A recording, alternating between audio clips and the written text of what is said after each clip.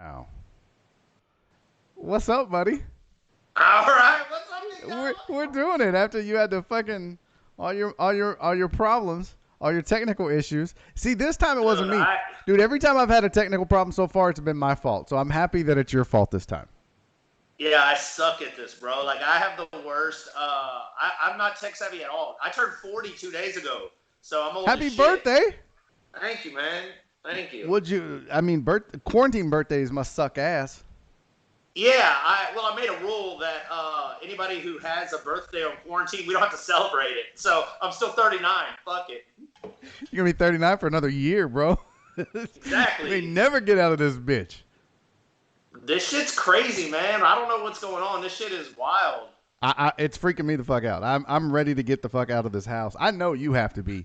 You're an outgoing, outdoorsy, not outdoorsy, but like getting out kind of guy. And I keep fussing at you about going to all these fucking bootleg ass comedy shows where there's people there, and I'm like, God damn it, Jesse, go fucking home, bro. You're gonna get the Rona. You're out there gonna spread the Rona, but you don't give a shit. You're just out there hanging out with people. I can't turn it off, man. I'm not a couch potato. I'm not a TV guy. I come home and I watch Sports Center. I'm the guy who watches Sports Center the same episode on repeat 4 times in a row. That's all I fucking watch. Now, do you do that because you put it on in the background and then work, or are you Yeah, like? or I'll play poker on my phone, or I book a lot of shows, so invariably it seems like I'm just always doing something on my phone. And man, I'm not a big TV watcher, man. I'm just not. Yeah, it's I know you do. You do a lot of shit, and we're gonna get into all that and more. Your background, your history. We're gonna talk about all that shit because you and I haven't really sat down to talk about a bunch of stuff like that. I mean, a couple things, but we haven't gone into details. Like I don't know the whole story about the poker app and all that. I want to know. So Yeah, we're it's gonna cool, man. we're gonna tell the people all that too. And by the way, just so you know, I have a chat function where people can hop in and ask questions and talk and everything like that. So, oh look at John Wesling's already here.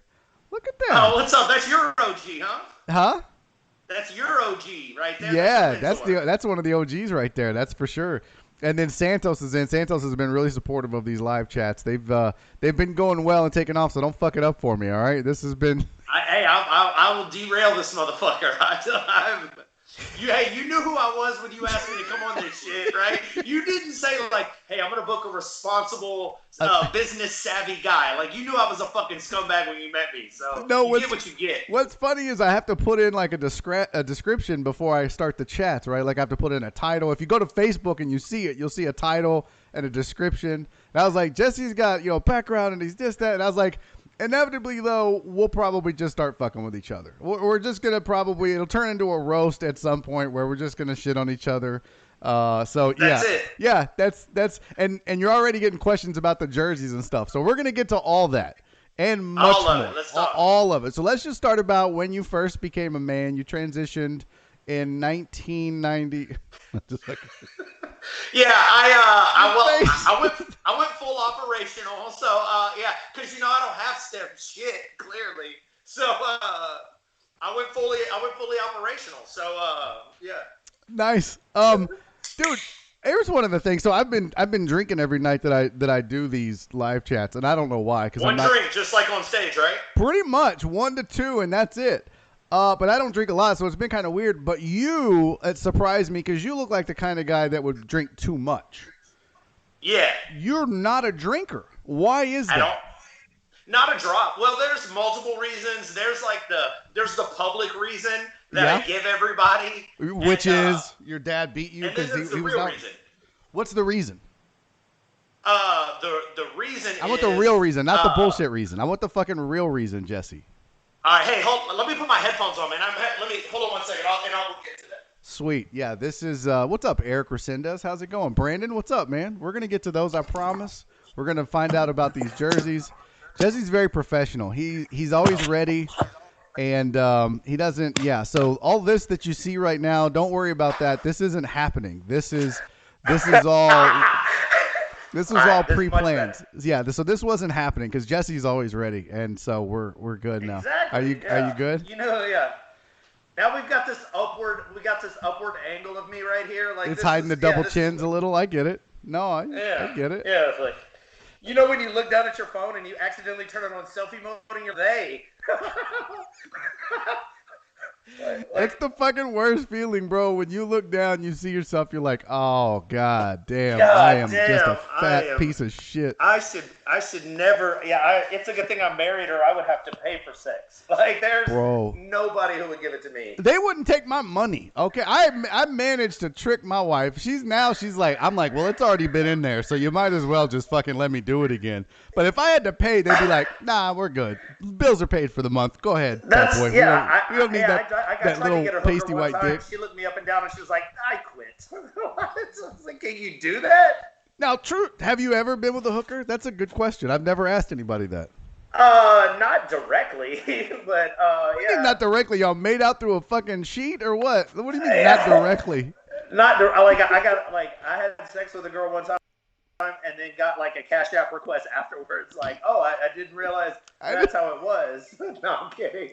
You're like, wait a minute. When we met at the bar, you didn't tell me. And then she had in the description, it was like hashtag peach emoji, hashtag eggplant emoji, hashtag knife emoji. Like, I'm not fucking around with you. No. Pay me my goddamn money. Oh, dude, Stacey Anderson is here. She hasn't chatted with us yet, or with me yet. So she came because of you. Stacey Anderson. She came out because of you, yeah. Yeah, she's my blood sister, so that's awesome. I don't think that's how it works at all. I happen to know a couple of black people. I don't think that's how being black works, Jesse. Well, they say that.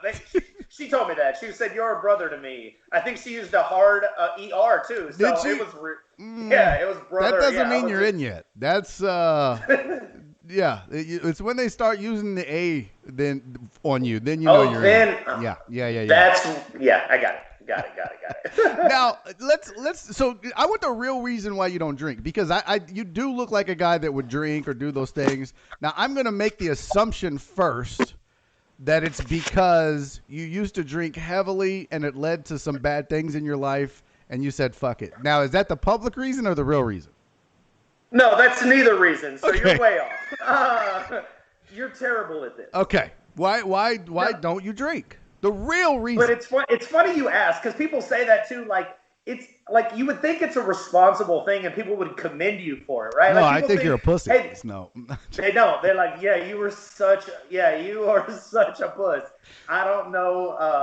And they look at you quizzically like there's something wrong. Like, you don't drink. Like, who hurt you? Well, listen, if you have that many arm tattoos, I feel like you have to drink something, especially like at a club. Like, if you're at a club and you've got arm tattoos like you do, you have to have some some sort of like fruity pina colada or something like that in your. Yeah, you would think, right? Like the super frat-tastic fucking the truth on that is, though, the reason I don't drink at all is I got in trouble. I think you know a little bit about my background. Tell the people, because I do. Trouble. They don't. If you don't mind telling them, it's up to you. I'm not going to force you to talk about that. So. Yeah, because as soon as I made parole, I couldn't be forced to do anything anymore. So there's the background. Man, that's for sure. There's the background.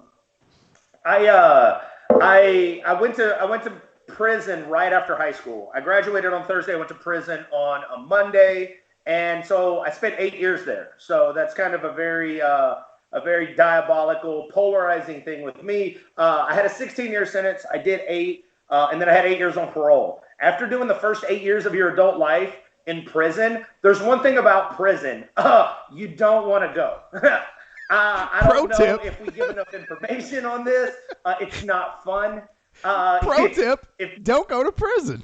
Cool. Yeah, so I do some community outreach on stuff on that. I was like, hey, it's smoke and mirrors. I don't care what rap songs tell you. It's not fun.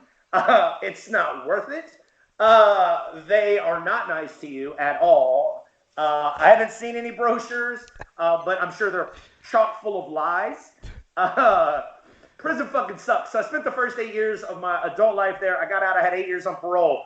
I don't know if you know about the Texas Department of Corrections, clearly you don't. I don't. You Judging by notice your background with no Albert arm Einstein. tattoos. Yes, Yeah, no arm Einstein and tattoos. Lombardi doesn't really scream prison. Yeah, there's no street cred behind you at No. all. Like, none, You for got real. jerseys, and I've got Lombardi and Einstein and a cat asleep somewhere in the room. Yeah. Yeah. Yeah, you would be currency in prison. Like, I'll give you 3 bags of coffee and a berry laminate for some soups. So the truth is, I didn't drink. Just give out like credit cards, like it's just a picture of my asshole on there, and they're just like, "Here you go," or my mouth. It's just that one has more value than the other. They're like, "Yeah, okay, we'll trade for that." Yeah, and everybody gets a swipe. Whatever. That was the original dating. That's the prison dating app. It's like they didn't have PayPal. They didn't have PayPal. If you were the bitch, it was called Payow. So that you got. Yeah. Okay, so we'll get into why you went, because I think people are like, oh my God, did he? Yeah, I get that all the time. They're like, yeah. The reason you went is also interesting, and I think it gives people a different perspective, because I'll be willing to bet the first time you tell somebody or the first time people hear it, they're like, whoa, this dude's a felon. When you hear the story, you understand the difference, right, and why and all that. But I don't want to interrupt you going down this path. So you go to prison, you get out, 8 years. Well, the thing about being on parole, and I feel like this turned into like one of those Netflix, like Making a Murderer, fucking like, welcome to Scared Straight Barry Laminack edition. Yeah, exactly. Yeah, it's like, inside the mind of a killer. I'm like, I thought we were talking comedy. This you bait and switch me, you piece of shit. He's like, no. I'm like, dude, Barry Laminack has embraced me and accepted me as a comic to bring me on a show, and now I feel like that movie Fighter with Christian Bale, where he thinks they're interviewing him because he knocked down Sugar Ray, but the whole time they're interviewing because he's a fucking crackhead. And the whole documentary is about drugs in America. So right now you're like, okay, get back to prison. No, just back to more prison. That's so funny. You're really good at your job. Yeah. Oh my God, that's so funny, dude. All right. So no, and the thing about being on parole in Texas, if you fuck up on parole and you violate your parole, whether that's for catching a new case, a technical violation, or whatever, they can send you back for the remainder of your sentence. So if you have a 16-year sentence like I did, you do 8 years in there, and then you do 5 on parole. And on your 5th year on parole, you fuck up, you don't go back for the remaining 3. You're subjected to do the whole 8 that you've done on parole. Yeah. So a lot of people, you can get a 5-year sentence in Texas and do 8 years, take you 8 years to complete it. So long story short, I didn't want to fuck up. And I didn't have to. I had really good support when I got out. My friends and my family, like they stand behind me. Yep. They're amazing people. And my mom loves you, which means she has really good taste in people and shitty taste in comedy. So, no, I don't get it. So the 60-year-old female demographic, you're the man. Like you were if they printed money at bingo parlors, like your face would be on it. Like you're a fucking stud. Great. Dude. I went from prison currency to old people bingo currency. It's much safer that way. You are the fucking you're the economist. I would much rather old people steal my asshole and my mouth than prison. Yeah, my mom would be super gentle with your asshole, which is nothing I've ever told to any of my friends ever. So I feel like this fucking interview is going great. So great. No, so long story short, I didn't drink because if you could tell by the jerseys in my house, the tattoos on my arms, the comedy that I do, you've known me to do comedy professionally for about 2 years now.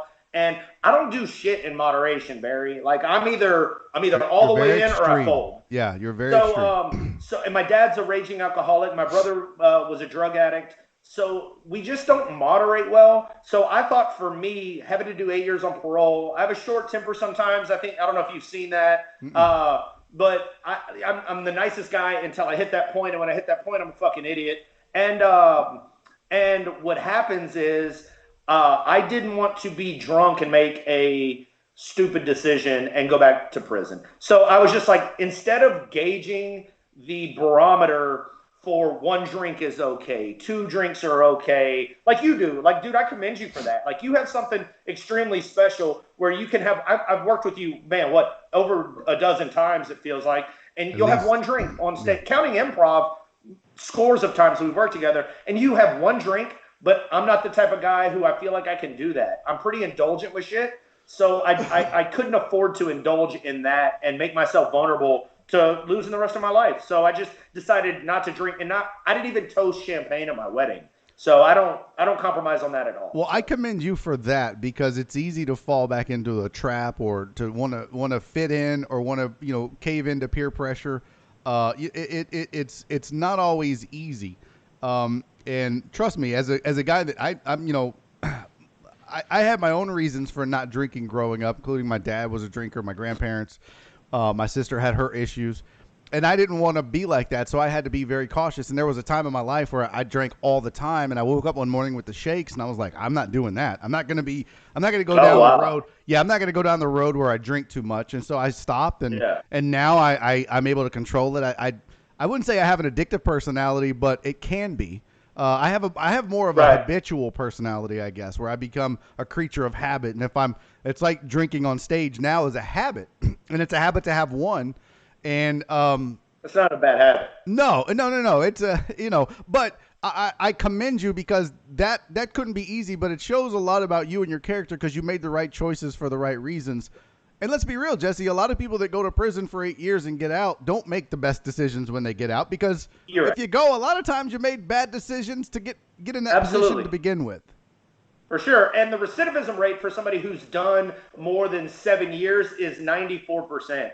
So you're talking 19 out of 20 people go back. And it's a fucked up thing that it happened, but I've also been home for 13 years now. So you've been out for 13 years. I haven't had anything more than a speeding ticket, although I've had plenty of those. I bet you got scared shitless the first time you got pulled over to get a speeding ticket, huh? Yeah, just to be encountered by a cop at all. And then now I have hand tattoos and a felony, so I've surrendered all my white privilege. So they're like, yeah, we're probably gonna fuck you up. Yeah, they'll fuck you up. So you walked the straight and narrow. You did your probation. That's gone. All that's in the past now. But yeah, and that's great. But tell everybody why you went, because I found this. I didn't know this until recently. I think where were we when you told me this? I want to say we were either in the improv green room or we were at that 16-year-old birthday party. Don't say it like that. We weren't invited. We were hired. We were hired. Don't say. No, we were just hanging out, trolling for ass. Jesse was like, "Hey, I'm gonna go troll for some ass." Do that. I was like, "Look, I'm married, but I'll go with you, but I'm not." And you were like, "Yeah, no, I'm just kidding." It was a 16-year-old. This is a horrible preface to, "Hey, why were you in prison? Did you tell me at that 16-year-old's birthday party?" Thanks, you piece of shit. No, I have an aggravated assault and an aggravated robbery case. It's a long story. I was 16 when it happened. And some guys beat up my brother. I found out who one of the guys was, went back and imposed you went back my and you will beat his on ass. And you right? You basically went back, beat his ass. I didn't beat his ass. I just pulled a gun out, which is worse. In Texas. Okay. Yeah, I had no idea. So it's hard to pull the trigger though. I definitely, I'm not a tough guy. Definitely wasn't when I was 140 pound white boy from Katy. So you went to prison as a 140-pound white boy from Katy. Yeah, blonde hair and blue eyes. How do you think I know about currency? Dude, that had to be the scariest thing. I mean, I guess now nothing scares you because I can tell you right now, if they kicked that door in right now and arrested me and said you're going to go to prison, I'd probably just kill myself because I'm like, that's not an environment I'm going to thrive in or even do well. How I mean, you just talking about it, I'm like, fuck, man.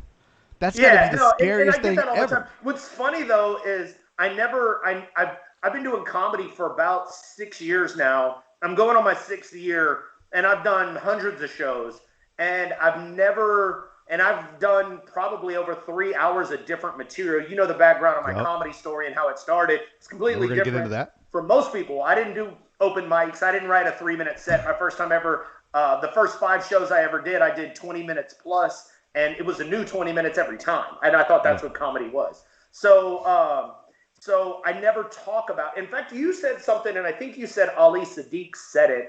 and it was at the last workshop. And No, it I wasn't still Ali. go. I don't remember who it was. I want to say it was either Chris Rock.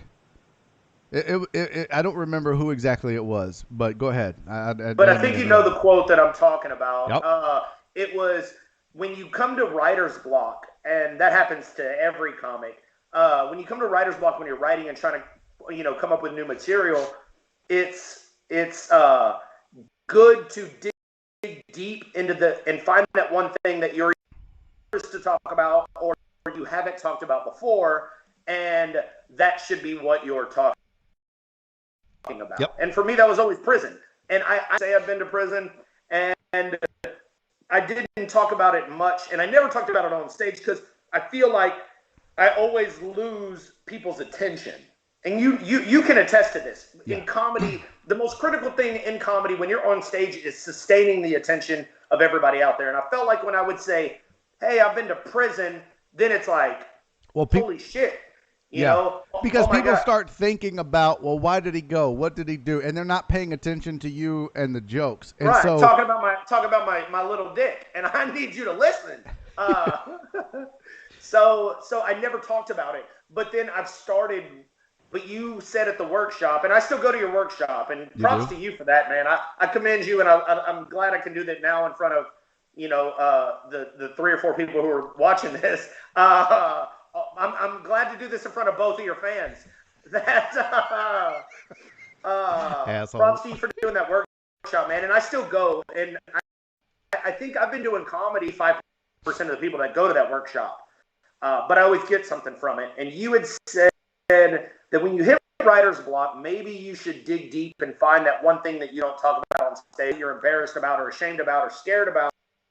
And I started doing that, and it's just given me this huge dearth of information to draw from, and it's a limitless thing. And I know in comedy, you can sustain people's attention even if you're not funny, if you're interesting, and that's something that a lot of people are interested in. So it's really worked, and it's there's things that I'm working on with that now. So kudos to you for helping me turn a page in my comedy career. Well, listen, it's important that you understand you have to be comfortable with who you are in order to be able to do that, and it's about finding your voice, and you know who you are. That's the thing I love about you, Jesse. Is it when you and I first met, and I think I told you this, but I was a bit skeptical because you're a brash dude and you're outgoing, but you're so I was like, I don't know about this cat. I don't know who this dude is, and I saw you on stage and I was like, okay, he got laughs, but can he do it when it's not his friends? And then I did another show with you, and I was like, I was in the back, and it was still a lot of your people, your fans and friends, but I was in the back laughing. And let me tell you something. If a comic can make me laugh, I'm like, oh, fuck, this dude's funny. Right. And that's when you got my attention. And I was like, oh, shit, this dude's actually making me laugh. This is going to be a funny dude. And then you and I got to know each other, and I got to know you as a person and as a comedian and all that. And so it can be difficult to talk about those things, but you know who you are. You know what you are. You've always been self-aware.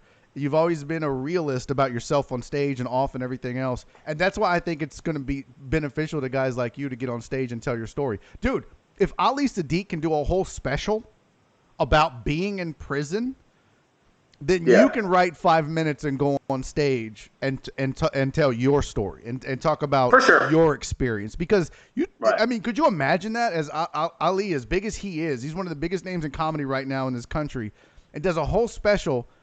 Not worried about, are people going to judge me? I mean, he's like, this is who I am. This is what I started comedy in prison. And it was great, man. I mean, that should be the inspiration for people who are scared to tell their story. No, absolutely. And it is. It's just also, it's a very personal thing. And it's one of those things that,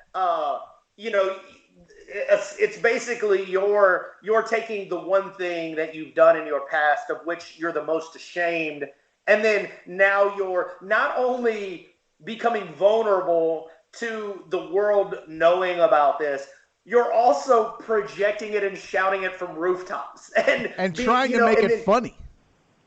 Exactly, and trying to make it funny. It's not funny. Like, I don't know. You're like, no, bitch, it wasn't funny when I went.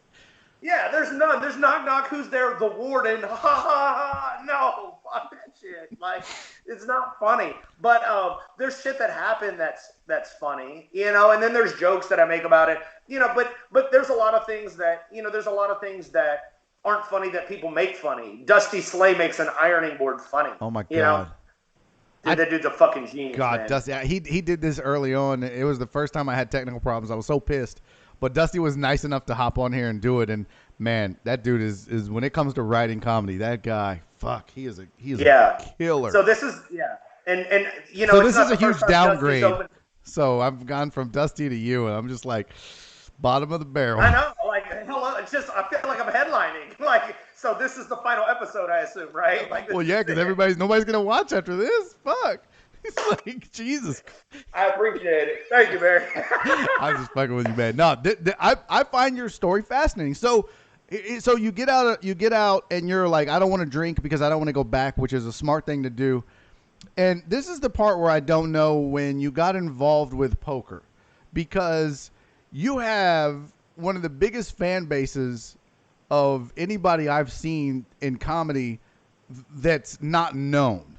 If that makes sense. Like Eddie B is now national. He's got a huge following. Ali Sadiq, national, huge following. You're not a national dude, but you can go and sell out the Improv if you really had to. And dude, not a lot of comics can say that. And you explained to me that these are a lot of people that you've met and made friends and fans of in the poker community here. Yep. How did you get involved in that? Well, I grew up this is a funny story, actually. This is funny that I haven't been asked that in a very long time.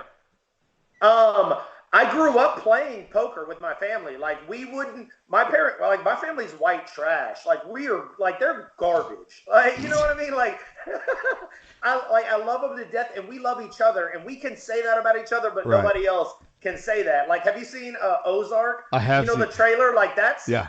Like Ruth. I got some cousins like Ruth. I would fucking, dude. Ruth, she's not hot, but let's be real. I would grudge fuck Ruth. I would just fuck. There's something about Ruth where you're like, I would tear her poor white trash redneck ass up. Something about it. I know, right? Yeah. I mean, I'm not saying I'd fuck your cousin. I'm just saying, yeah. All right, I digress. No, I get it. Yeah, I digress. For sure, absolutely. But growing up, we didn't do the normal family stuff. Our game nights weren't Monopoly. Our game nights were poker and dominoes and and things like that. So my parents my great grandparents, my great grandma, they were very, very poor. They lived on OST and in the hood. And they were and they would play, we would mow their yard when I was 10, 12 years old. Me and my brother would. My brother's a year younger than me. Actually, he's 10 months younger than me, since we're talking about white trash. Wow. Yeah, my mom's a hoe. It's fine. But a month after she had me, she was pregnant with him. That's true. So, so we would mow their yard, and they would give us $10. Well, my grandpa is a vet of Korea. He fought in Korea. And this is my great grandpa, and they would play. He would have his vet buddies over, and they would play poker. They would play. 5-card stud, all these other games, 5-card draw, 7-card stud, whatever. And they would play nickel, dime, quarter, ante poker for money. And we wanted to play. We knew how to play. So at 10 years old, he told us we had to have money to play.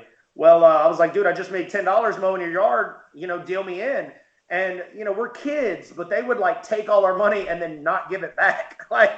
And they taught us growing up that if you gamble and you lose, you pay your gambling debts and you don't ask for that money back. And so then we became 14, 15, and my brother and I were pretty bright kids. We went to Katy High School, had a good education growing up. Well, we got better than these old fucks. We were smarter than them. This now 70-year-old men, and we started to hustle them, and we started playing, and then we started taking their money. So I grew up playing poker. After I got out of jail, I was 26 years old. I started playing around town, playing underground games, and I actually paid for a lot of my college by playing poker. Nice. So I actually got my college degree with no student loan debts. And then I started playing underground poker rooms in Houston and, made a lot of money doing that. Then I started running a game, And after that, I blew up in the Houston community, being known for that. And the poker scene here is huge. And now, there's huge. back in the day, there used to not be poker rooms because it was all illegal, and there was no Right. they didn't have a loophole like they do now. Oh, they had them. You just didn't know about it if you didn't play. No, Because I started this 15 years ago. so There've been games going on in Houston for 30 years. Yeah, there's been running games. I had a buddy. I won't mention names, but he had a poker room. It was in a house, and not the smartest thing to do because the traffic that comes in and out is kind of like a drug dealer. If you're in a house in a neighborhood, people notice that shit. And the cars. His problem was he added whores to the mix, so you could go and play poker, and then fuck a chick in the back room for $100 or get your dick sucked. That's how you get busted. Yeah. And so yeah, he got but there are plenty of underground rooms. But you've been doing it for 15 years. You start to build, you make friends in the poker scene here. And I ran a game, and then I took it from just playing to actually running a game, and it's extremely lucrative, especially before it was made public. The public rooms just opened up 2 years ago. Prime, right. Post Oak, those places. Before that, it was just us, and I had the longest running single person run game in Houston ever. I ran a private room by myself for 4 years, and no game had ever been sustained that long. Of course, I was a funny guy. I was a likable guy, extremely handsome. So, people would want to be around me. Oh, God damn it. I mean, You get it. And just with this magnetic charm, you understand. Oh, so, I need more alcohol. But I ran a game 4 days a week. And you make about between $200 and $400 an hour running a poker game, an underground game. Yeah, it was ridiculous. For about 8 years, I made an average of about 25 to 30 grand a month. Month? A month. What the fuck?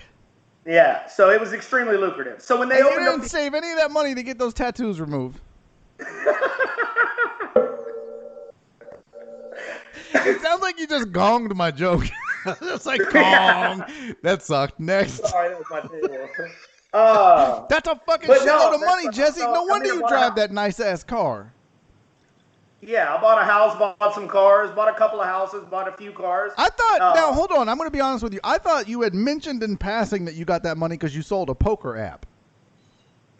I didn't sell a poker app. There's a poker app. So I took this huge network of people, having run a game, been in the poker community for 10 years, running a game for 10. I ran a game for 8.5, 9 years. Been playing poker since 2007. And semi-professionally since 2009. So I took all of that network and database of people, and when they opened up a poker app where they can play online for real money, I became an agent for the owners of the app. Oh, okay. So you can play for real money through me, and I guarantee, and people know that my reputation in Houston in regards to poker is unblemished. So if you give me $100 to buy into this poker app and you win $500, your accountability is through me to get your money back if you win. Now, the blemish that came, the stigma that came with online poker came when they went bankrupt, and several years ago when Full Tilt Poker, Ultimate Bet, and all those guys went belly up, and you had 45. I have a buddy, Tommy Ship. I think he had $35,000 in his account.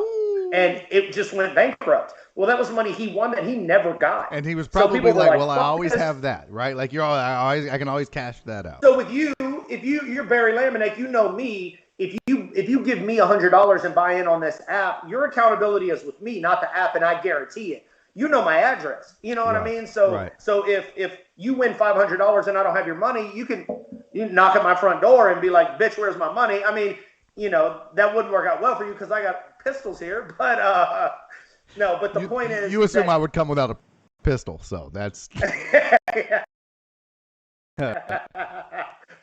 Well, we're coming for $500 with a pistol. Just don't do it. It's not worth it. You won't make it. Well, they'll send you. But the truth is, like, hey, I trust it because I trust you. Just like with everything else. So when you see, I've established a reputation. A large network of my friends came from playing volleyball and softball in Houston. I used to play, both of those sports pretty. And you just have huge networks of people from that. My personality. I'm out there and I'm outgoing. I'm always making friends. When I started doing comedy and being relatively successful, bringing out these huge crowds, it was so weird that these cliques of comics would ostracize me for that. Like I didn't fit in. Like you don't fit in. Like you don't fit in with that hipster group of people. Like it's just a weird thing. So it was kind of weird to me when that transitioned into that. Comedy is very cliquish, and you realize that early on. And I know I did my first year. I was like, okay, this is definitely a clique thing, right? Like you don't. But I realized too that okay, that's how it is. And then eventually, if you prove yourself, they're gonna let you in. And if they don't, fuck it. Comedy's a solo sport. And I'm friends with a lot of those casts that alienated me at first. I think, there were some comics like Jaffer Khan used to be a fucking asshole to me. Oh, really? Just a total dickbag. He took off before I got here. I don't really know him very well. Yeah. And he was a dick to me, and he was always funny, and I always would say hi to him or whatever. And I remember one day at Rudd's, he was, I walked up, I was like, hey, Jaffer, what's up? And he was like, he said something snarky or kind of an asshole to me. And I was like, you know what, Jaffer? Fuck you, bro. I'll be nice to you every fucking time I see you. Go fuck yourself. And he was like, hey, welcome to comedy. Cool. And we've been cool ever since then. Wow, that's amazing. But he was, and I said, why were you always such a dick? And he goes, because most comics don't stick around. What's the point? And I get that. I fucking get it. I'm the opposite. The workshop. Now look, I used to be an asshole because of Ed Blake, but now I'm real chill. I try to be nice and helpful. That's why I do the workshop every Tuesday. I know you do. But I will say I have a lower threshold for bullshit than me, and ignorance. And like if you get some dumbass like that dude that wore that Captain Crunch jacket. God, the guy from the Nickel. That would be like asking dumbass questions that had nothing to do with comedy. I'd be like, bro, get the fuck out. But like, if you need help and you're not just fucking around, I'll help you. And that's a big difference from how I was when I first started and how I was treated. I still think you're a dick though. Like oh, no doubt. No, yeah, I love you. Like you're my favorite person in comedy. Period. And I've got friends that I'm closer with that I've known outside of comedy. But I feel like in comedy, you're the guy. Like you're my direct mentor. And I look up to you and I console you. You know that. Like I hit you up for questions about for shit like that, and I feel like. And I'm like, you're nice to me. We're cool. Like we sit in the green room and talk shit. But like I see you to other people, and I'm like, and I'm like, man, that was really short. I just look, and I'm really nice, and maybe that's because I still feel like a new boot, or like I still feel like I'm in my red shirt phase. It's weird, man. Yeah, no, and Andy Huggins is here. What's up, Andy? He said clicks are inevitable. Just make sure there are no stiffs in your clique. So, and that was something that when I was coming up and I was struggling, I had 3 or 4 veteran comics that were cool to me because I think they either saw potential or I wasn't a weirdo. But one of the things Andy would tell me is cliques. Everybody has cliques. And just make sure that the people in your clique you vibe with. Don't just start a clique or have a clique just to be one. And it'll happen naturally, and you're going to figure it out. And, you'll have guys that you book. You'll have guys that you don't book. You'll have guys that'll book you. You have guys that won't. That's just a natural progression of comedy. And it's really like that in everything. Poker probably has cliques. Of course, yeah. So yeah, but you're right, though. But, and it's funny that you say that because I haven't invested much thought into that. However, but when I look at like poker and then the sports that I used to play and things like that, you had people that were like automatically accepted because they're really good at it. Poker the same way. So you have comics who are like accepted in every circle because they're really good. And then you have other guys that are like, hey, this guy's not the best, but he's cool. This is a guy I fuck with. And then you have guys that show up, they win a few games, they have a run, they're at the final table or whatever, however it is, if it's a tournament or whatever, and then they start to sound cocky. And you don't even know who the fuck they are. And you're like, bro, I've been doing this for years. And then you show up and so you see though, just like in comedy, if a comic shows up, gets a couple laughs, does a great show or kills one time, and then you're like, okay, motherfucker, but will you be here in 5 years? Can you prove yourself long term? So Right. I mean, I'm sure that was the same way in poker. I'm sure somebody 100%. showed up being the hot player for a month, and where the fuck are they now? You know what I Yeah, mean? for sure. And then no, you're right though. And then I don't I don't really see there's not a segment. You're like the closest thing to my peer in comedy in regards to like socially, because like you're a dude, like you fuck with sports. Go to secret group, you can't have a sports conversation with those guys outside. What? And they all smoke and they all do drugs, and which is fine. Like I think drugs should be legal. Make no mistake, I'm not condemning that at all. But I don't fit in with that. Like I've been successful outside of comedy. You know, I have worldly experiences with shit that I've been through, and these guys are more You know how to artistic. make prison wine? Exactly. Exactly. You Right. you know how to take ramen noodles and make a pizza? I do. I do. Yeah. I They're know like you Jesse. do. And dude, we got to do this again, and we're gonna do like prison cooking with Jesse, because I'm gonna have this dude Chef Machete on, and we're gonna make food. He's gonna be in his kitchen. I'm gonna be in mine. We got to do that one day. Nice. We'll do it. I'll be like, all right, now beat your ramen noodle pack against the ground. Beat that motherfucker like it owes you 6 cigarettes. Oh my god, that's funny. Yeah, I'm down. Just let me know when. Okay. But no, dude, so you're kind of a phenomenon right now, because and here's, I'm going to tell you something that I haven't told you yet, and I always try to be honest on these, no matter what. But the thing I admire about you is your business sense, because yes, you're outgoing, yes, you're a hustler, yes, you're good on stage, you're a funny dude, you think funny, you perform funny. You're self-aware. I had to get fuss at you because you're always like, I know I'm a hack. And I'm like, you're not a hack. You just do what you do. Because I got called a hack coming up. And it was because I did what I do. And so you're not necessarily a hack. John Westling always said hack is in the details. And, hacks steal material. Hacks do things that are hacky. And you might do stuff that not everybody loves or appreciates from a a Artistic smart standpoint or whatever. From an artistic standpoint. Right. But you're authentic. Right. So love it or hate it, it's you on stage. For sure. And I admire that, because you can go out now. That was my big thing. And I, hey, look, if you can get laughs in front of people you don't know, you get my respect as a comedian. And that's exactly what you did. And I correlate it to this too. Like I'm not a music guy. I have no music inclination, no savvy. I don't appreciate it like most people do. I don't care. I'm the guy. I like Drake. Like, if you can make me, yeah, I get it. If you can make me bob my head and you have a good beat, I'm really easy to please with that. So, but I'm also the guy. Most artistic comics who like Radu and Zod and these good writers. I mean, like these guys that you could just read their shit. Victor Tran, like guys that are like very cerebral, artistic, bright comics. I'm not that guy. Okay. Yeah. But what I can do is I can go wreck a fucking stage and I can blow a room up. But what I never do, I'm never the one who makes the comics laugh.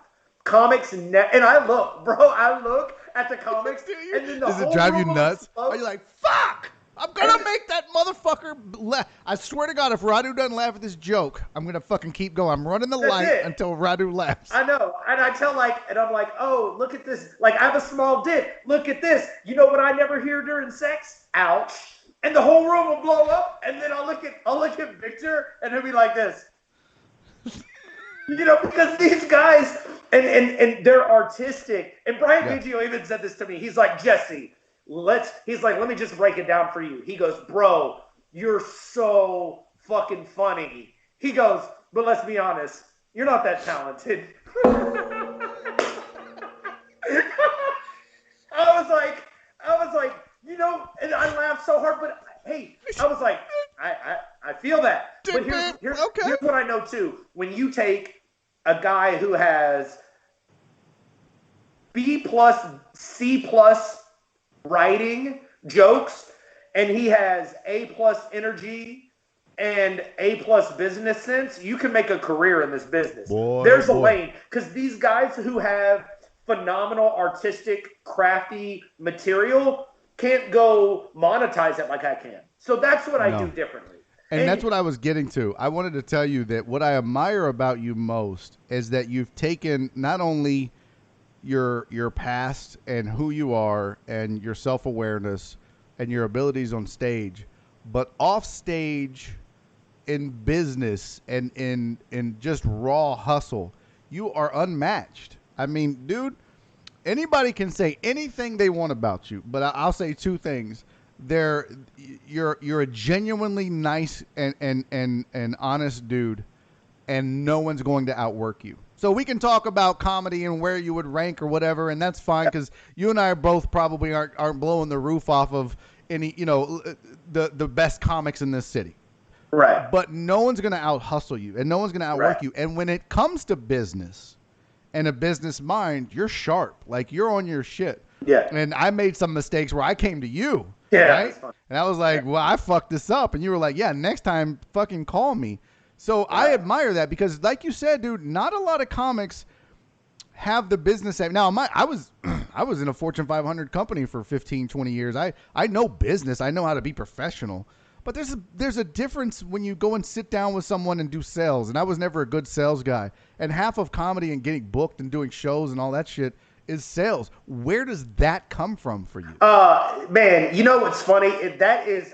My mom even talks about that. Barry, I really feel like it's innate. I was in kindergarten or first grade, and I would take my $1 allowance, and I would go literally buy a pack of Now and Laters that came in a 6-pack for 59 cents, and I would sell them for $0.25 a piece at recess in first grade. I used to say, did you play sports growing up? You know, you don't look like it. That's why I asked. But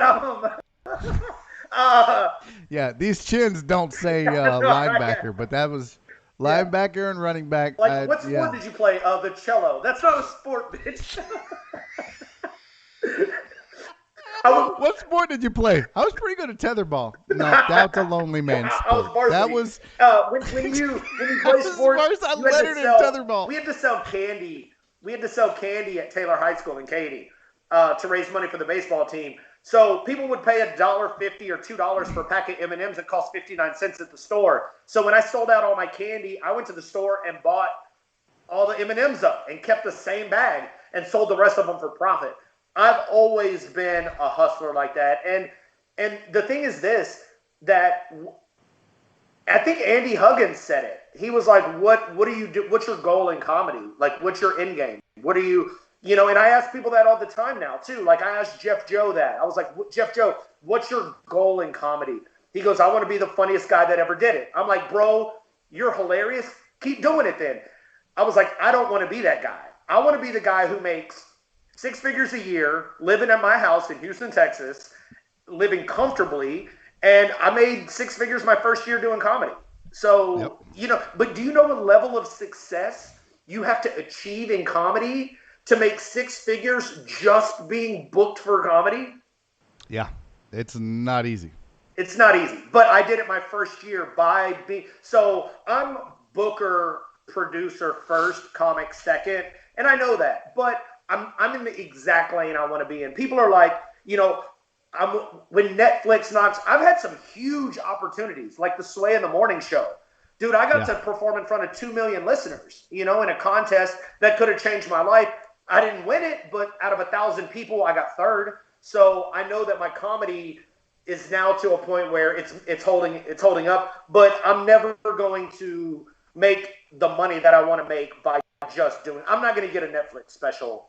It's just not going to happen. So, but how can I make Netflix money here? And we just lost the chat window, so I don't know if it's. I'm going to check real quick. So when I look away, don't be freaked out. I'm either looking at the chat window or this fucking text shit goes. It's a goddamn nightmare. But I believe. Yeah, well, that wasn't me though. What's that? That wasn't me. This technical difficulty wasn't me. No, you didn't fuck this up. The chat window keeps crashing, but I had a question for you. It's not about comedy. It's not about poker. It's not about prison. It's not about business. The jerseys. Nope, we're going to get to that. He wants to know, where the fuck did you get a haircut, bro? Because nobody's getting a goddamn haircut. Oh, you cut it yourself? Oh. I used to cut hair in prison. So really? I do cut hair. Yeah. Yeah, I was Self-taught? a barber in there. Huh? So did you go to like prison barber school, or were you self-taught? I was just self-taught. I Ooh, could cut hair that. in there. Hold on, Jesse. That seems like a risky proposition to be a self-taught barber in prison, where you're like, "Have you ever done this before?" You're like, "Yeah." Then you're like, No, and then you fuck up listen. some dude's hair, and he's like, "Bro, the fuck now you have to gargle No, my here's the balls. deal. There's no way I'm gonna let you live." You're not allowed to fade. You're not allowed to get a fade in Texas prison. It's either just shave the hair or cut it to an even length. So you don't to be a barber there. All you got to do is be able to shave people's heads. So that's how I started, just shaving people's heads, which a monkey could do. And I started getting better at it. And then when I started doing like more cuts, they let me be an officer barber. So I would cut the officer's hair for free for them. And so if you work for TDC, you can get your hair cut by an inmate there for free. You know, you can also get your clothes pressed, all kinds of things that they do there. So I became a barber there. Then when I got out the tools and I knew how to cut hair, I could just cut my own hair. So I did my own. It's pretty dope. I did a good fucking job too. It's not. Stop. It's a good haircut. You may not like the style, but hey, but I am offering this too. You can tell It looks very 5 to 10ish. Thank you. It definitely screams 25 with an L. See, I listen to rap music too, Jesse. I know. So I will say this. All the prison lingo I learned from rap music. That's it. I believe it. I will say this though too for your friend Mr. Randall. I am offering mobile haircuts for $185 a piece. The money goes. See? I'm raising all the money for the war against price gouging. So we are. I will come here. That is too funny. So let's talk about the jerseys, because this is another fascinating part of your life that you got into. You have, how many jerseys do you have on the wall? Because right now people are seeing maybe 5 or 6. Probably at least 50 signed. They're all signed too. Oh, of course, because Jesse Peyton never does anything half-assed. If you're gonna have a Jerry Rice jersey on the wall, it's going to be fucking signed. Yeah, absolutely. You want me to do a spin around the room? Yeah, do a spin. Show everybody. Go slow, but show everybody your memorabilia room. Okay. Well, there's 4 of them in the house, so. Oh well, we ain't got, bitch. This ain't fucking Jesse Peyton cribs, okay? We're gonna. It is kind of. So here. So this is signed. This is pretty dope. You'll appreciate this as a Houston fan. Signed by all the 86 Astros. Oh, that is dope. 86 Astros. That's a good jersey. Let me see if I can flip this. Is there a way to flip this screen? I can make it easier for y'all. What the fuck am I? The goddamn. I don't know. Either way, all right. This is like the signature wall.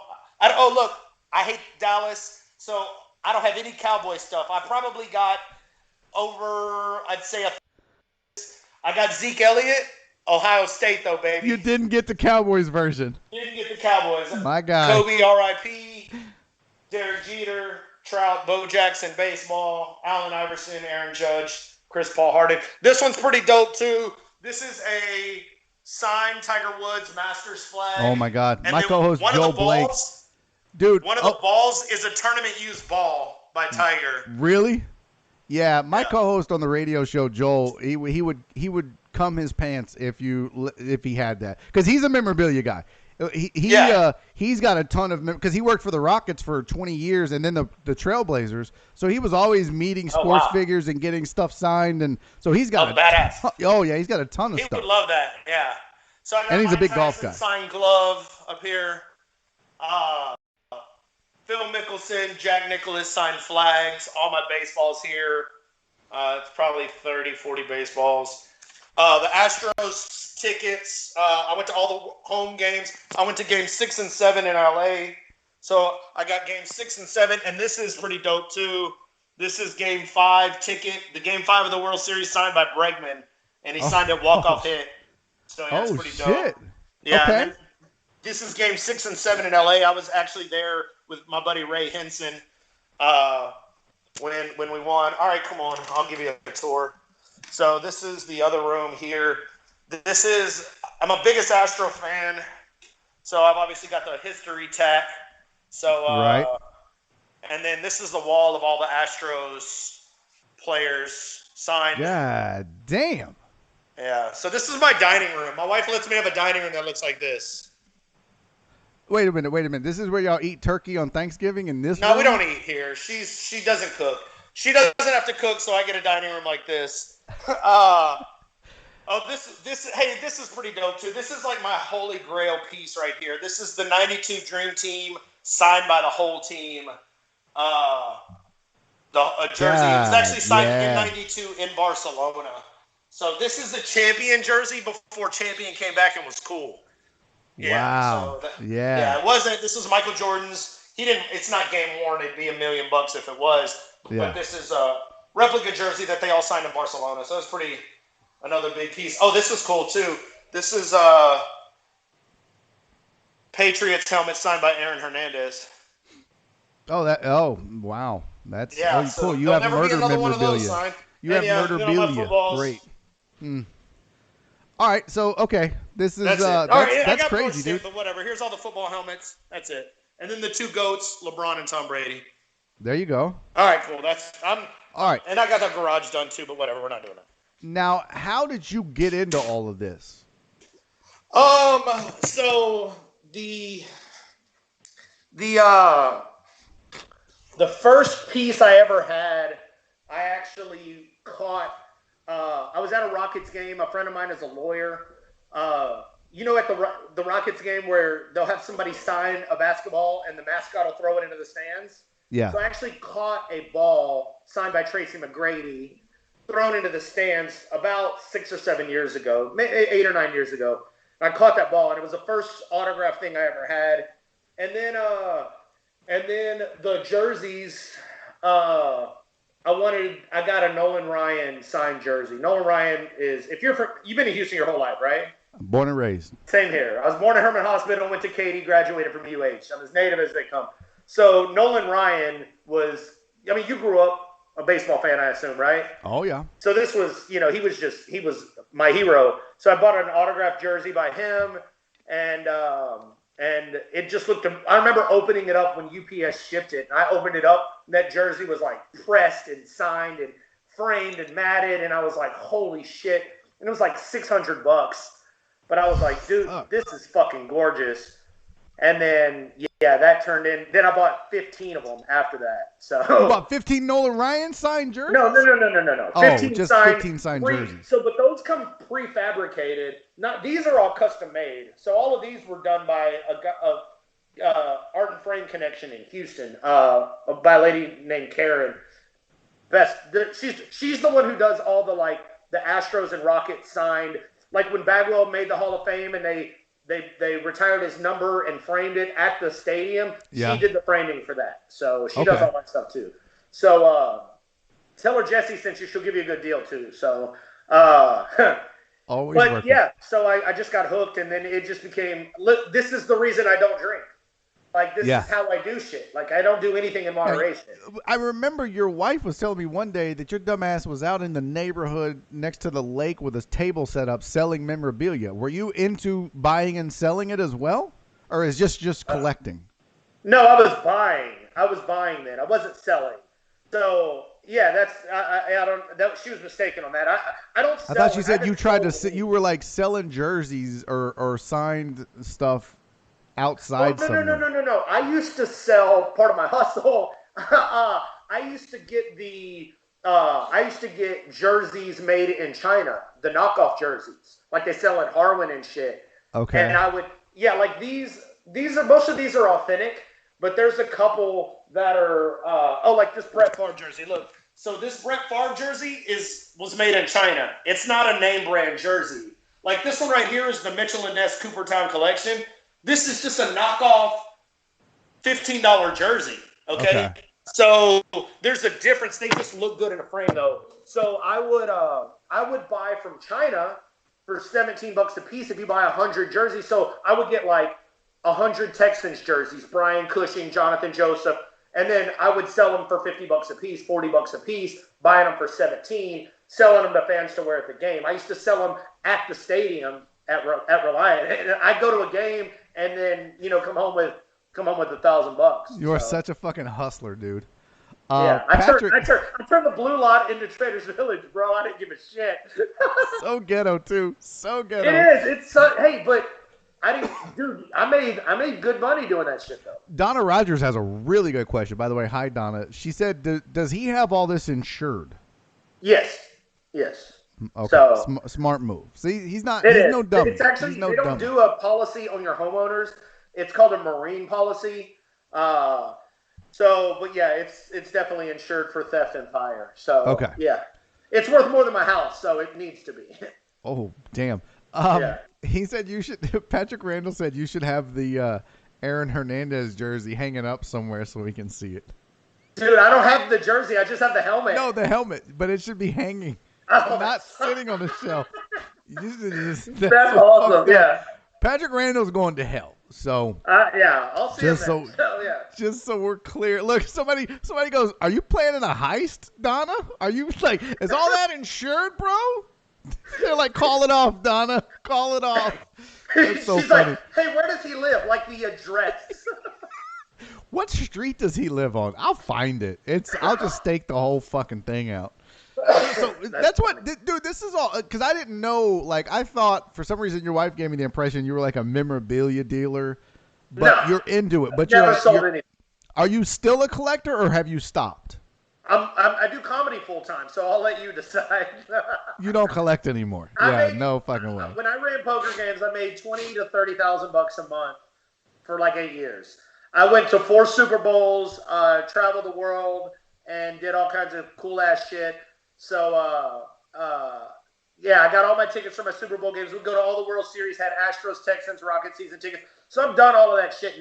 So now I'm doing comedy full time, and I don't make the same money or even close. You don't make $30K a month doing comedy, Barry. No, you don't. I'm gonna fuck you. You got to be in the 1% of the 1%. I think so too. So, but I do what I love now. So no, I don't collect much anymore. I did just buy a Patrick Mahomes jersey, and that was because I have a buddy. He's probably the brightest sports mind I've ever met in my life. He's like a savant. This interview's over. No, you haven't. Hey, I love you, but you're not. You can go you're fuck yourself. This interview's over. This guy will tell you who won the 1968 Riders Cup and on what hole and what course. Like, I'm not doing none of that. Yeah, no. I can't even remember. Bro, I can even tell you what we talked about today on my show.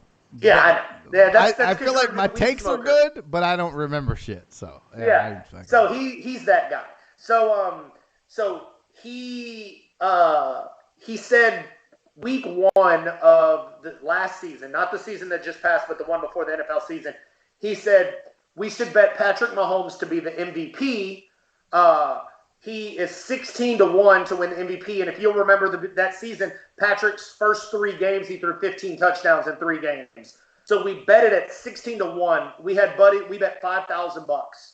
Me and like 5 buddies pulled together $5,000 and we bet it that Patrick Mahomes would win MVP. So we got to sweat him the whole year. You remember that year. It was one of the best quarterback years in NFL history. Yeah. And this is after I was doing comedy full time, and Patrick Mahomes ended up winning MVP. So I think I had $1,500 of it. And so I turned $1,500 into $24,000. So when I won that money, I bought the Patrick Mahomes signed jersey. So that's crazy, dude. Now, do you still participate in the poker at all? Are you still playing at all? Are you active? I play online. So we have an app online, and I'm actually about $1,000 winner since we've been on lockdown. The app's done really well. If anybody out there wants to play, shoot me a message. I can sign you up. I guarantee all the money is good.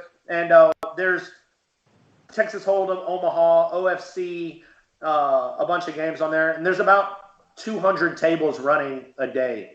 So it's pretty good. So yeah, I play a little bit online on the app. I don't play live anymore. It's just so time consuming. It's hard to go. Like, I love comedy. You know me. I even watch open mic comedy. I love it. And yeah, I know.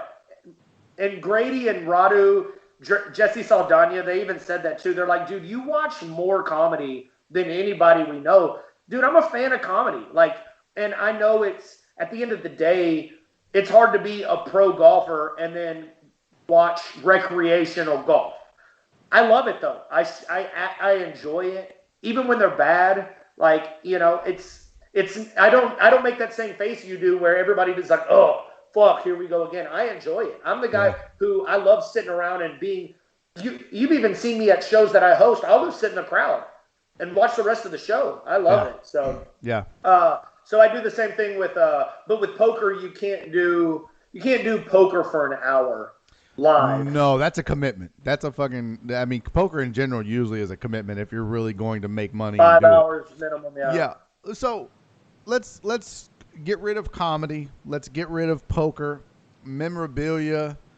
If none of that was in your, it was an option for you, what would you be doing right now? Man, I'm not a 9 to 5 guy. I'm not a morning person. I don't think I've set my alarm for anything besides a court date in years. Oh, sorry, we got all that off the table. I'm not a traditional person. I don't want kids. Never wanted kids. I would probably be some kind of entrepreneur. Something with hustle. Something with flipping shit, buying shit, even scammy shit. Huh? Scammy shit. Not really. Like I mean, I've never sold when you fucking buy $10, when you buy a pack of now-and-laters and flip it for a quarter a cube, and then you go and buy $10 knockoff Texans jerseys and sell them for $50 at Reliant. No, but here's the deal. Some call it hustle. It is a hustle, but it's not scammy. And here's why. Here's why. Because I'll tell people, if you ask me, hey, what did you pay for that? I'll tell you. If you don't want to pay the price, somebody will. But I've never sold anything to anybody that didn't like or agree to the transaction. I'm not bully selling. I'm not doing this loom circle scam. I'm not hustling people.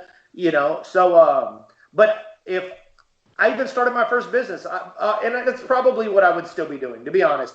When I first got out of jail, my first job was it's bad when you do job.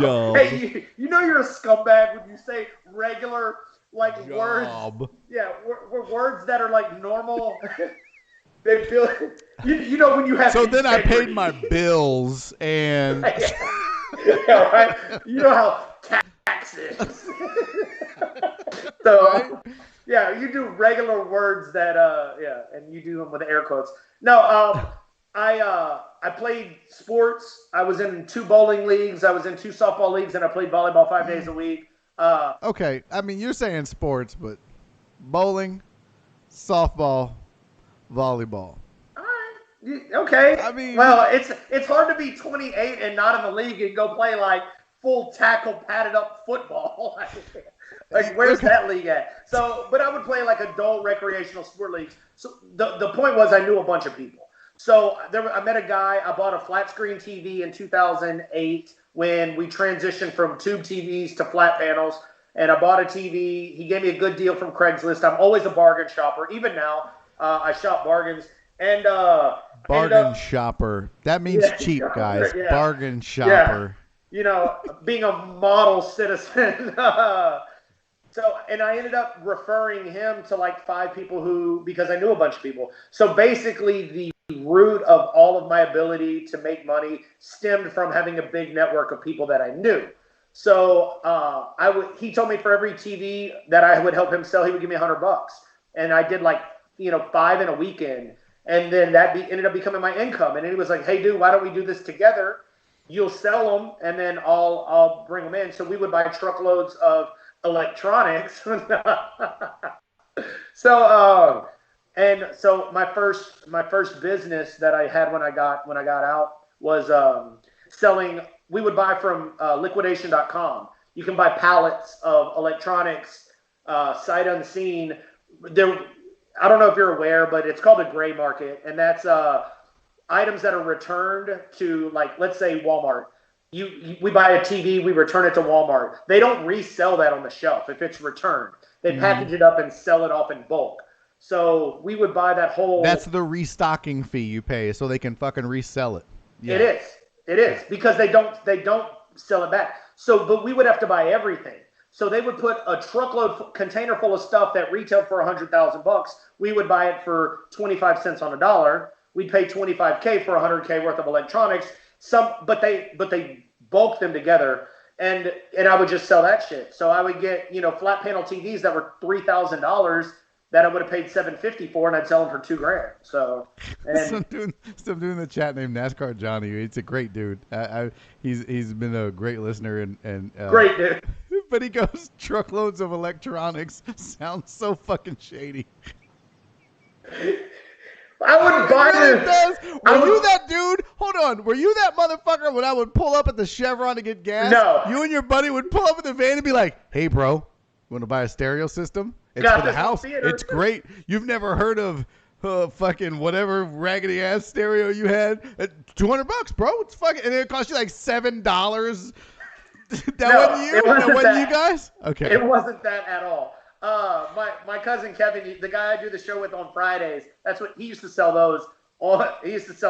No, we had a warehouse. I would sell on Craigslist and eBay though, but we would buy everything we bought was either a display model or a return. So it wasn't all that shit is knockoff bullshit. But Donna in the chat goes, "Does Jesse have access to masks?"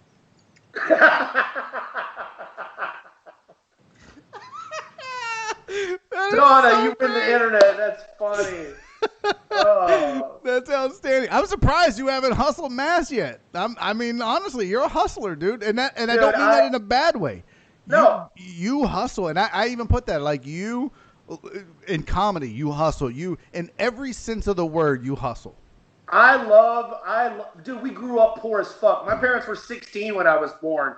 Okay, my dad was the machinist and my mom was the secretary.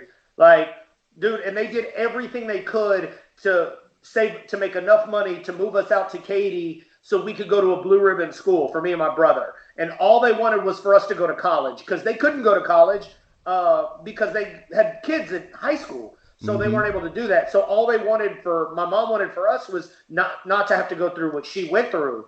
So she instilled in us, like, make money, hustle, do better for yourself. And it made me always stay on that grind. I lived a very comfortable lifestyle, but nobody will ever tell you this. I've never not worked, and I've never not hustled my ass off too either. So and people can say that all the time, like, oh, you ran a poker game, it wasn't a job, or you flip shit, or you do comedy, that's not work. Motherfucker, watch what I do. It's work, and I treat it like a job. And I put in the work too, so it's not just that. You book a lot of rooms, you do a lot. Just in comedy, I know nobody books more rooms than you. Nobody pays comics outside of the improv. Nobody's paying more comics, and really, locally, you might get lucky and get 1 or 2 gigs a year, spread out amongst comics. But yeah, dude, you've done a lot for the comedy scene just from a revenue standpoint because of your business acumen and because of the fact that you know how to go to a place and say, you guys should do comedy. You get a budget, you make your cut, and no one begrudges you that. No. And then you pay comics, and that's an important part for comics because most comics don't have the business sense or the ability to make those things happen. They go in, as artists, we undervalue what we do. Right. We would get paid an exposure, or we would get paid peanuts or pennies on the dollar because we undervalue what you do. And to your credit, and that's the thing that we sat down and you chastised me about and talked to me about is valuing what I do. And that's been an issue for me, man. And even in, with the friends and fans that I've been able to make in radio and comedy, you have to know your value and your worth and be able to get it. And you do that. And it's not an easy skill to acquire. It's less, I think it's less about knowing your worth and more about you need to know. It's less about what your worth as a comic is and more about the person who's paying you, what their capability and what they're going to make. That's their what value. What the value you bring for them. Because if I told you you do Tuesday nights, we wait in line to sign a list to do a 5-minute open mic for free. Y'all do. Okay. I don't wait. I just go in. I go in as soon as I get Well, there. you're a badass. I get it. Actually, you don't do that like you should. The But waiting but line. the point is, Look, I fucking teach the workshop for free, bro. I go to the improv. I teach the workshop for free out of the love of comedy and to make people better. I pay for my drinks, even though I'm teaching the workshop. I The know. least they can do is let me get on early and get the fuck home. I'm an old man. So, but when it comes to the value of it, Yeah. here we're not hanging drywall. Okay, we're not. We're telling jokes. We're doing what, and I tell people that all the time. I book myself every show that I do, obviously, and that's a lot of shows. And Yeah, then I you get do. booked and then I get booked as well. So I'm averaging 6 shows, 5 shows a week that I'm on. The days that I don't have shows, you know what I do? I go find open mics because we love what we do. So to say like there's value in this, what makes me successful isn't knowing the value of me going to tell dick jokes. It's knowing what this company is going to make by what we do. It's knowing that, hey, if we go in there, they're going to get 100 people to come out. 100 people are going to spend $40 a piece. They're going to make $4,000. 2,500 of that is profit. They want to give me $200. No, bitch, you can give me $800. And would I do it for 200? Absolutely. If any other comic went in there and told the bar, hey, what's your budget? And they said, we'll do it for 100. Everybody that goes to the Tuesday open mic would do that just to have income to do it. What I do well is get the most for all the comics out of the business. And they're still making money too. Yeah, I've had shows, every venue that I work for, we've never had one that did one show and didn't do it again. So they're all making money. This is the way where the machine or the business doesn't make all the money. The comics can make a little bit too. And there's not a booker in town that's paying as well as I do to the comics at all. Not even close. Outside of the improv, I mean, the improv pays not per show, but for the weekend because you get so many shows. Per show, you pay pretty well. I'm not gonna lie. Very few people pay better than you, but well, the obviously the improv improv is a different. Not the feature. I mean, if you feature do makes the 100. yeah, but if you do the one night, if you're hosting the open mic, that's one thing. But yeah, but you got to remember it's for the whole week. No, so I you're understand, getting you might get Thursday through Sunday, so it's a pretty good week. For sure. No, I get it. Yeah. And at the end of the day.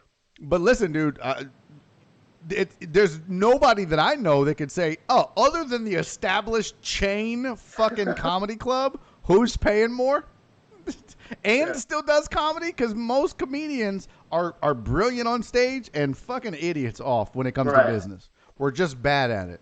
So yeah, dude, it's a unique skill set that you have and that you brought to the table, and it's been very beneficial to our scene. And no one will give you credit for that, I don't think. I mean, I'm sure some people are appreciative of it. Yeah. But at the end of the day, man, what you do for our comedy scene right now is a big deal, and I'll tell you why. Before I think you were around, or maybe weren't paying attention in depth to the Houston comedy scene, there were guys that would go in and book a show at a bar or a restaurant, and they would get the bare minimum amount that the place would give them. So let's just say they would go in and get $200 total. They would pay a comic $25 or $50 to headline. They maybe throw $10, $20 to the feature. Nothing. Keep the rest.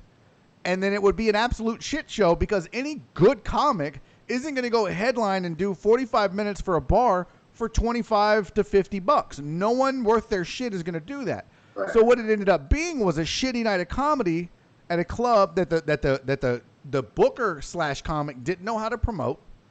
So nobody showed up. The club didn't make money. And guess what happens? They never want to do comedy again.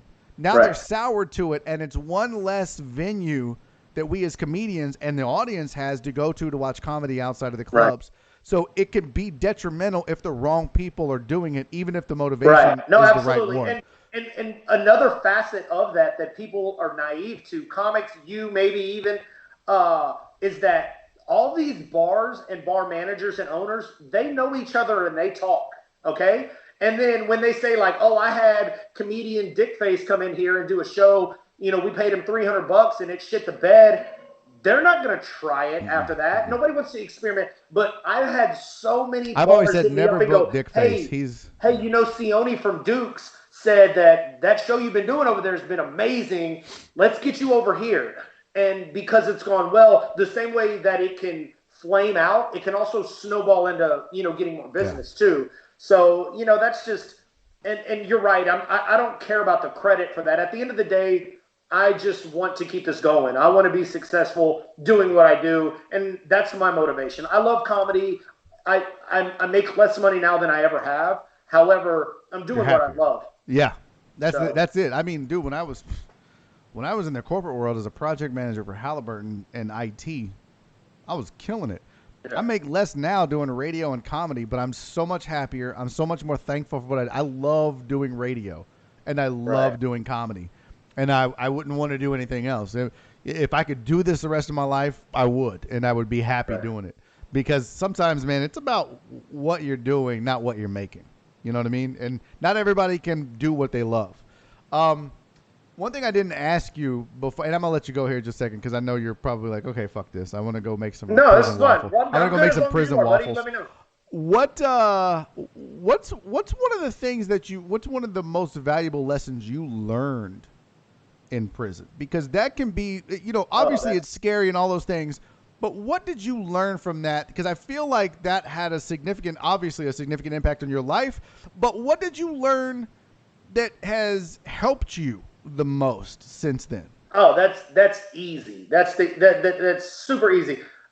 It's one word, and not to sound cliche, I'm not a hallmarky type person, obviously not a sentimental guy, but Barry, the best thing that I learned, the most critical thing that I learned was appreciation.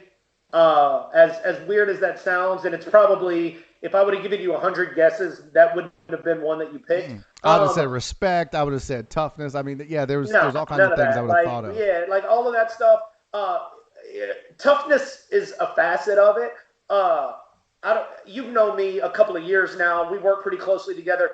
I don't think you've ever seen me sad. Like, I usually do just keep a positive spirit, a smile, you know, and things like that. And it's kind of funny now that I haven't even invested a lot of thought into this part of it, but I think that's what yielded a lot of my success. Because my third time I ever did comedy, the third time I touched the stage and talked into a mic, most people are doing their same 3 minutes for the third time. I headlined improv and did 70 minutes of new material. Was it great? No. It sold out, though. I sold out the Houston Improv. And why did that happen? Because I feel like I was always a fun or pleasant person to be around. I don't sit around and go, God damn, Barry, I didn't get a fucking stimulus check. Every time we've talked, every time I've spoken to you, it's always been positive, uplifting things. And that's just what I try to radiate. And the reason that I can keep that and sustain that is because no matter how bad things get, the quarantine fucking sucks. Lockdown, money gets tight, whatever. Dude, I look back to 15 years ago, I was in a 5x7 cell with a 60-year-old guy doing a life sentence. And I was eating shitty food, couldn't be around my friends. I live a mile from my mom. I get to hug my mom every day. I got a beautiful home, a nice life. I do comedy every night in front of roomfuls of people who laugh and love me. And if I have a bad set, a bad day, a bad week, a bad month, man, that shit doesn't bother me. I don't get sad. I don't get depressed. Because all I do is I reflect on where I came from. And it sounds corny and it sounds super cliche, but it's that power of positive thinking. And I was like, no, my worst day out here trumps my best day where I was. And so I spent 8 years in there, but my perspective is always like, dude, you had a bad set. You didn't get a gig. The quarantine had, like, I'm locked down. That haircut, I'm like, you don't know what lockdown is. You know? Yeah.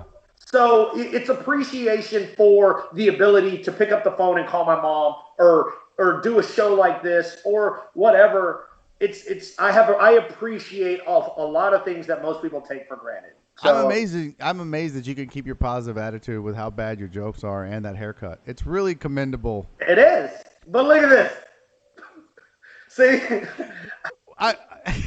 Look, and I would say this, Jesse, and it's probably true, but I would imagine that a lot of people that might meet you might think, well, he's got all this memorabilia and a nice house, and your car is a badass car, and you've got money and this and that. But it's like you said, you appreciate that and you're proud of it.